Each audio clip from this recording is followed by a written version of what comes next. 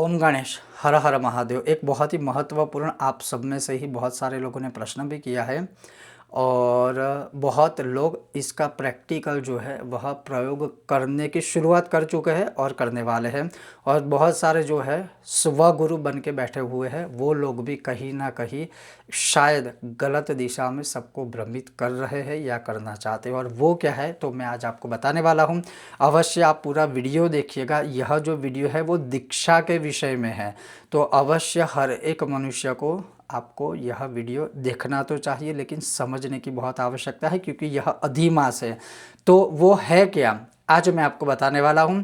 अगर आपको यह विषय वीडियो पसंद आता है तो लाइक कीजिएगा, शेयर कीजिएगा, चैनल पर नए हो तो सब्सक्राइब कीजिएगा। तो चलिए शुरू करते हैं। हमारे ग्रंथ क्या कहते हैं कि वैशाखे श्रावणे वापि आश्विने कार्तिके थवा अर्थात अथवा फाल्गुनी मार्गशीर्षे वा कुर्यान मंत्रस्य दीक्षाणम। सिद्धांत शेखर कहते हैं कि शरत काले च मंत्रस्य दीक्षा श्रेष्ठ फलप्रदा, फाल्गुने मार्गशीर्षे च ज्येष्ठे दीक्षा तो मध्यमा, आषाढ़े श्रावणे मागे कनिष्ठा सद्भिरादता, निंदितश्चा अधिमासस्तु पौषो भाद्रपदस्तथा, मुक्तिकामैः कृष्णपक्षे भूतिकामैः सिते सदा, पूर्णिमा पंचमी चैव द्वितीया सप्तमी तथा त्रयोदशी च दशमी प्रशस्ता सर्वकामदा, रवौ गुरौ विधौ दीक्षा कर्तव्या बुध शुक्रयोः।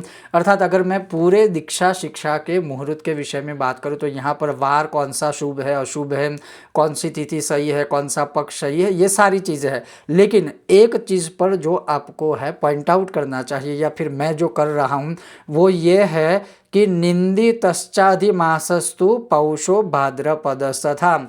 अगर अधिमास में जो कोई भी मनुष्य दीक्षा लेता है या देता है वो निंदित है, आप ले ही नहीं सकते हो, तो फिर अधिमास में आप दीक्षा कैसे दे सकते हो या फिर कैसे ले सकते हो।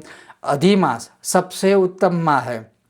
अधिमाह पुरुषोत्तम मास, जप तप व्रत भक्ति आदि करने का श्रेष्ठ महीना है। लेकिन अगर आप देखें पूरी पुरुषोत्तम मास की कथा में भी ये विधान नहीं आता है। तो अधिमाह जो है वह दीक्षा लेने के लिए या फिर तो दीक्षा देने के लिए वो मास निंदित है, वो स्वीकार्य नहीं है। उसी प्रकार से पौष और भाद्रपदस तथा ये जो 3 माह है, खास करके ये अधिमाह हो गया, पौष माह हो गया और भाद्रपद माह है, ये दीक्षा देने या लेने के लिए स्वीकृत नहीं है। तो अगर आप भी ये कहीं ना कहीं अनजाने में किसी से भी दीक्षा लेने का प्रयत्न करते हो तो थोड़ा ध्यान रखिएगा, क्योंकि दीक्षा देने वाला और दीक्षा लेने वाला दोनों के लिए यह नुकसानदायक हो सकता है। और दीक्षा कोई मंदिर का ऐसा प्रसाद नहीं है कि जो किसी भी समय सबको बांटा जाए।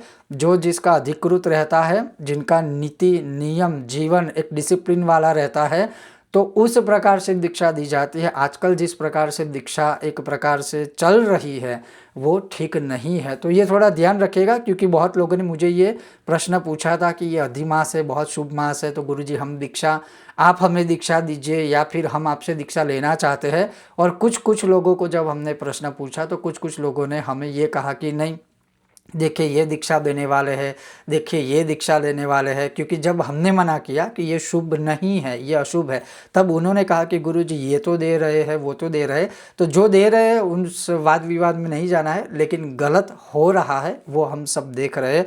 तो आप अनजाने में भी ये गलती मत कीजिएगा कि कहीं ना कहीं एक दीक्षा लेने के लिए आप अपनी शिक्षा को ही कहीं गवा दें। तो ये ध्यान रखिएगा, अधिमाह उचित नहीं है दीक्षा लेने के लिए। ये था हमारा विषय वीडियो। अगर आपको यह स्पष्ट हो चुका है तो अवश्य वीडियो को लाइक कीजिएगा, शेयर कीजिएगा, चैनल पर नए हो तो सब्सक्राइब करके घंटी का चिन्ह दबाइएगा। ओम गणेश हर हर महादेव, जय सिया राम।